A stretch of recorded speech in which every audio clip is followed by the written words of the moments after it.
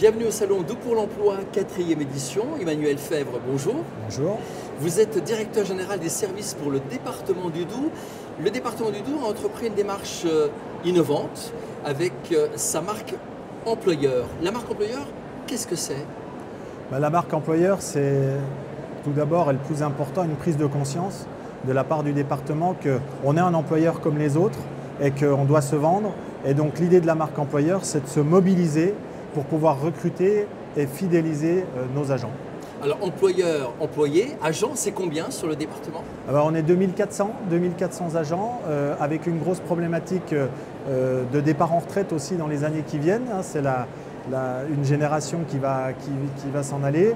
Et donc tous les ans, on recrute plus de 100 collaborateurs.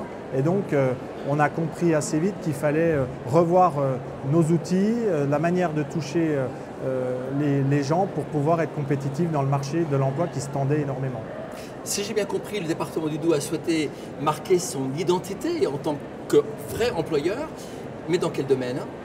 Donc l'idée qu'on a développée, c'est que on s'est rendu compte, notamment avec les nouvelles générations, qu'il fallait réaffirmer le sens du service public. Ça n'allait pas de soi, donc il fallait, disons, le reconstruire pour pouvoir être audible dans la concurrence qu'on a entre multiples employeurs. Et puis on s'est rendu compte qu'on n'agissait pas assez sur nos forces. Pour nous, ça allait de soi. Or, on a essayé de mettre en avant nos forces et le Doubs a un certain nombre de forces en tant qu'employeur et collectivité, mais également en tant que territoire. Vous mettez un point d'honneur à proposer des offres d'emploi de qualité, à offrir l'expérience à des candidats positifs. C'est ça, c'est comme ça que vous voyez les choses? Oui, c'est-à-dire que l'idée, c'est qu'on part du principe que nos agents qui sont en place ou alors les agents qu'on recrute, c'est eux les meilleurs vecteurs, les meilleurs ambassadeurs de la marque employeur du département. Donc on a par exemple mis en place un accompagnement quand les personnes arrivent, mais également dans l'emploi les 6 premiers mois pour s'assurer que l'expérience finalement client, entre guillemets, même s'ils sont agents du département, l'expérience agent puisse être concluante. Et après, ce sont les meilleurs vecteurs de communication. Vous mettez en œuvre des actions spécifiques pour attirer, pour recruter et fidéliser même les professionnels. De quelle manière vous communiquez? C'est-à-dire qu'on a décidé, notamment sur les recrutements, de ne plus publier au fil de l'eau des offres, mais d'avoir des opérations coup de poing. Donc c'est vrai qu'il y a une grosse différence entre avoir une opération recrutement sur une vingtaine de postes sur l'ensemble du département pour les agents par exemple de voirie, plutôt qu'avoir 2 postes par-ci par-là.